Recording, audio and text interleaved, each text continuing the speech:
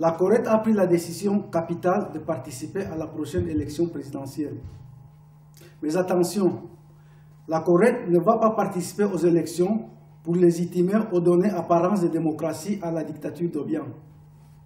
La Corette va aux élections pour les gagner. Cela implique par conséquence la tenue d'élections libres et transparentes. Ceci est le défi de campagne que la Corette va initier dès maintenant. Mais une décision de cette nature exige une explication à la population. L'apparition de la Corette sur la scène politique de notre pays, il y a un peu plus d'1 an, s'est produit à un moment où la situation politique était complètement bloquée. Le régime avait réussi à neutraliser l'opposition interne et celle de l'extérieur était complètement désorganisée.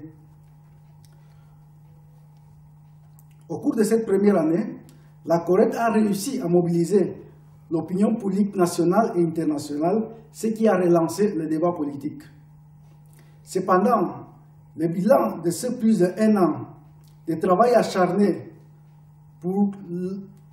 sur la lutte de la démocratisation de notre pays, nous voyons que le régime continue totalement inflexible et ne répond pas aux appels des démocrates de notre pays et du monde entier afin d'ouvrir un véritable processus de transition démocratique comme solution aux graves problèmes sociaux, politiques et économiques auxquels est confronté notre pays.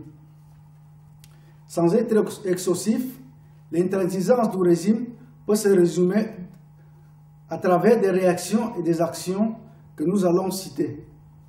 Des accusations non fondées et des réactions violentes contre la Corette.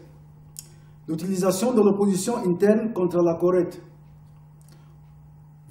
Vouloir attirer les membres de la Corette au pays pour les assassiner en convoquant un dialogue national qui a été sans effet. L'utilisation d'une fausse Corette pour créer la confusion dans la communauté internationale. L'organisation d'événements et des dons comme stratégie de distraction. Nous nous référons à l'organisation de la CAN 2015 dans un contexte d'Ebola et le don de 3 millions d'euros à une école de samba de Rio de Janeiro. Inventant des histoires insensées, comme récemment accusant l'opposition de vouloir rentrer avec Ebola en Guinée équatoriale lors de la CAN 2015. Et maintenant, avec les allégations selon lesquelles il existe déjà un groupe terroriste qui veut attaquer la Guinée équatoriale, de manière à installer une ambiance de chaos et de répression. Peuple de la Guinée équatoriale, ne vous laissez plus vous tromper par Obiang, sa famille et ses collègues. Une prise de conscience générale est nécessaire. Il faut convertir notre mécontentement à une expression politique. Obiang a une ligne rouge, déstabiliser le pays à cause du mécontentement populaire. Pour éviter cette situation, veut maintenant contrôler le peuple sous une fausse menace terroriste étrangère inventée et ainsi maintenir le peuple dans la peur.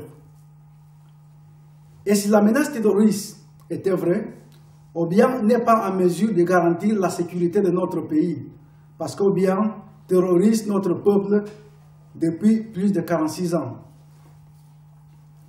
Dans la base de cette considération, la Corette, comme force politique d'avant-garde, nous restons concentrés et nous ne perdons pas en vue l'objectif de restaurer la démocratie en Guinée équatoriale, évitant que le peuple passe par le traumatisme d'une guerre.